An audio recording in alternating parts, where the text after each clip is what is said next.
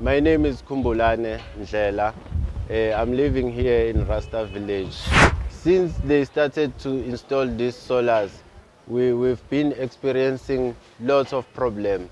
It never go right because you see, sometimes most of the time when there is a load shedding, when the electricity come back, it go on and off, and then when we call to the city power, maybe we're trying to report the problem, they will tell us that we are not, the meter number is not registered, and I'm concerned because I'm buying electricity, and this electricity is so expensive.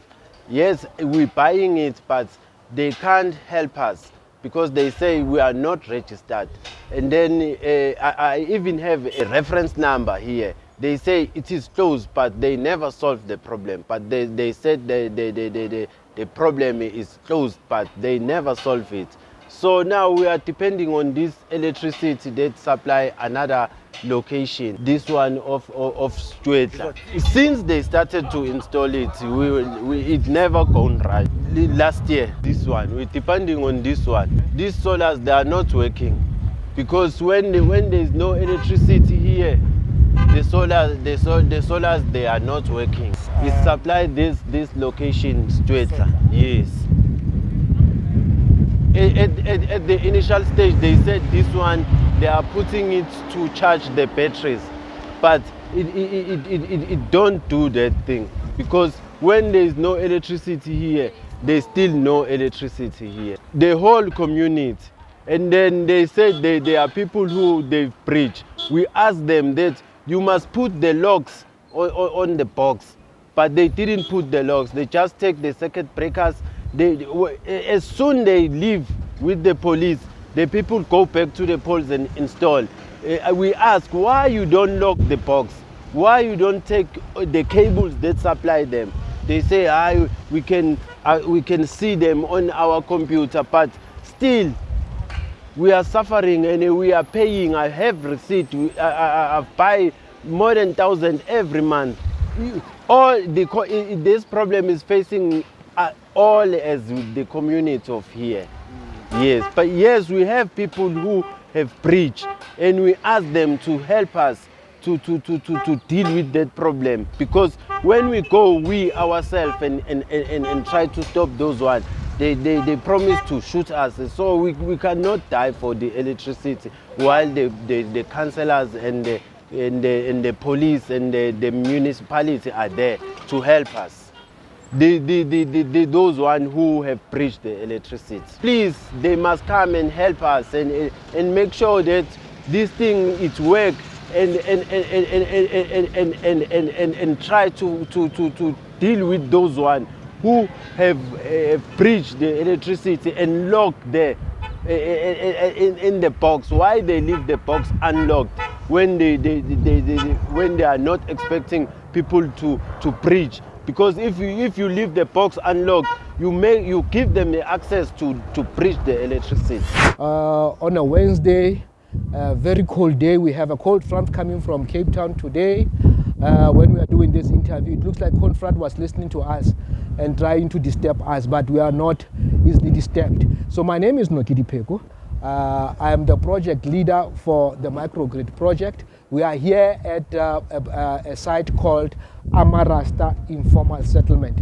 So the Rasta Informal Settlement is a settlement that is located between Alexander Far East Bank Extension 8 and the Jaskei River.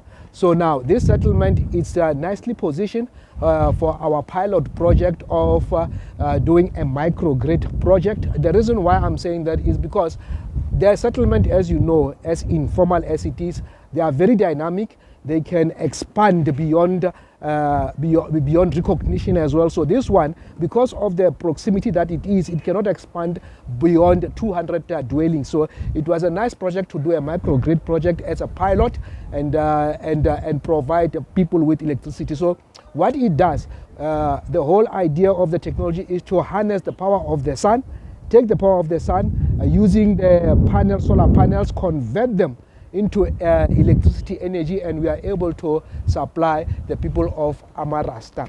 So it's a nice project that we thought it will be a breakthrough in terms of providing services. You know that in the country we have a situation where we have a lack of electricity capacity from Eskom, and hence these are one of the initiatives that we are bringing on board and assist our sister department in terms of the lack of capacity, more especially for those who are unable to mend for themselves. So we are bringing this technology to them, to the informal settlement, and say this is the technology that we can also see if it works and be able to roll out to other informal settlements that are deserving. So at the moment we have 1 megawatt that we have started with for approximately maximum of 200 connections. So if you look and you do your calculations, you will see that it's about 3 kVA per customer. So with the 3 kVA per customer, it means you can be able to enjoy the benefits of electricity that you are doing. What we are doing as well with this project, during the night we have a battery capacity for over 1 megawatt that will be able to give you electricity even during the night up until the sun comes on in the morning, where it will charge the batteries. So it's a lovely project, and again the benefits of it for the people in Amarasta is that they will never experience what we call a load shedding due to lack of electricity capacity. So that's where we are at the moment with this project. Now, the technology is a nice technology that we have installed here. So what does it happen? As an informal settlement, you will realize that due to its informality, there are those who will try to take changes and do what we call illegal connections. So now, when we are doing the illegal connections, it means we are putting more strain on the equipment or on the technology more than what has been planned or designed to accommodate.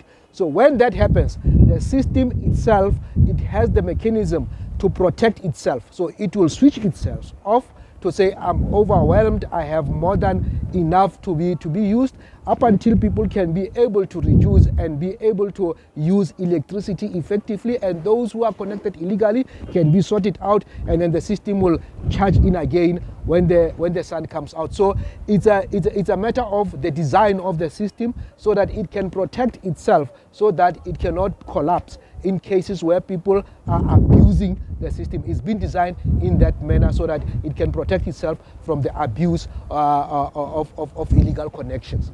The message that we are having for them is that, please, we know your plight. We have our councillors who have this committee. For those who are looking for residential, let them contact our councillors so that they can place them appropriately where they will be belonging. Because now, if you are stealing from us, what you are doing, you will be stealing and will catch you. Because in this area, we are running what we call a revenue department. What they are doing, the cut-offs, electricity cut-offs. So every month there is an electricity cut-off where we are looking for those who are trying to steal from us, because that's what you are doing. You are extorting, you are taking money away from City Power, the money that will have to be used in this project to maintain the project. And my advice to them is that there are processes, and the reason why you are doing this is because maybe you are not aware of the processes that are here.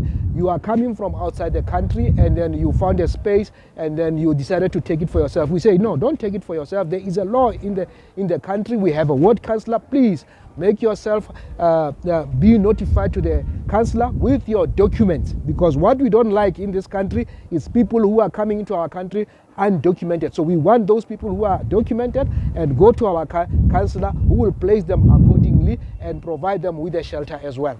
For me, there's not much to add in to say, this is one of the projects that we have done and we've been crying for, looking where we are in terms of reducing what we call fossil fuel, the use of carbon dioxide. We have seen the plight of global warming, what it does, and these kind of projects will assist us to reduce that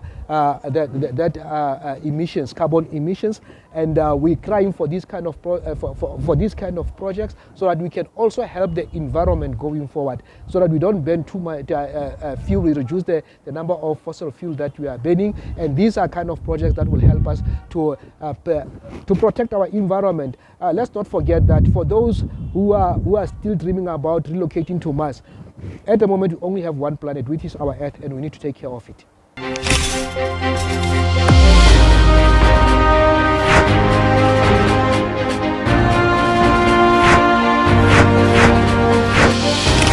We are Mashama Media, your best option. We will do everything in our power to keep you informed.